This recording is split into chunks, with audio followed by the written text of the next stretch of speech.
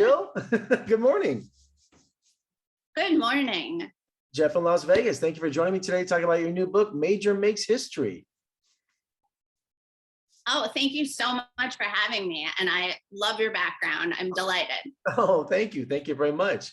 You know, this was a charming book. I read it last night about President Biden's dog, Major. How did the idea come about? Because Major was a rescue dog, right? Major is actually the first shelter dog in American history to ever live in the White House. So I've always had kind of an obsession with presidential pets way back from when I was a kid.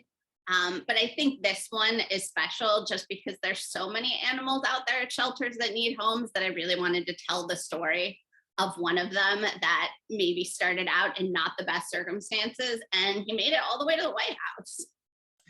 And tell us about the illustrations in the book. Do you have a favorite?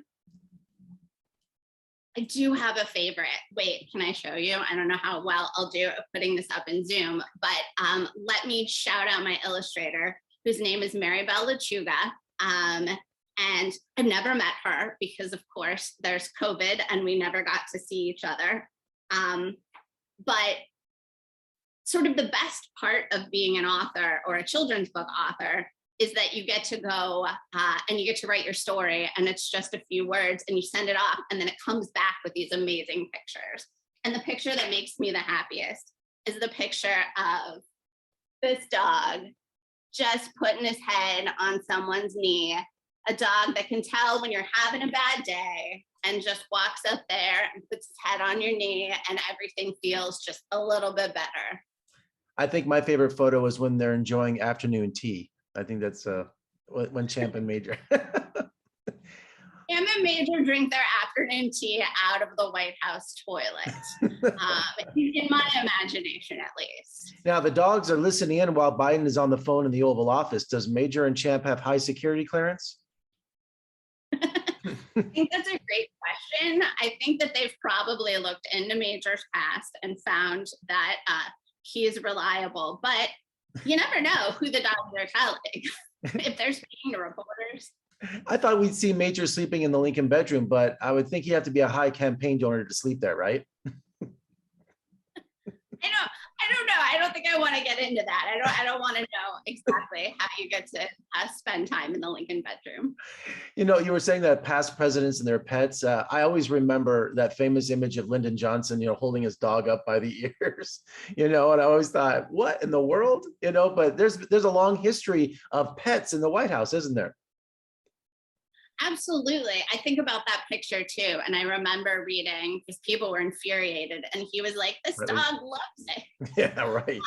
Since I was born, at least, I think that we've had some great presidential pets, but they've been very boring. I want you to know that in the past, we had all kinds of presidential pets in the White House. There were alligators in the White House. Martin Van Buren had 2 tiger cubs that he wanted to keep at the White House, but Congress wouldn't let him, and they made him give them to a zoo. Thomas Jefferson had bear cubs.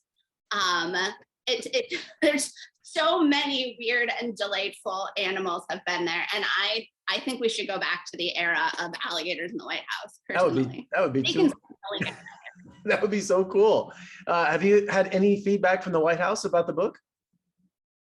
I have not, but the book just came out this week, so I'm sure he's got other things to worry about. Absolutely, yeah. But maybe he could read it to his dog. Maybe read it to Major. I bet he'd love that. Oh, that would be wonderful. I am available to dog sit Major if they ever need it. And finally, today, at the end of the book, it gives you resources to adopt a pet, doesn't it? Absolutely.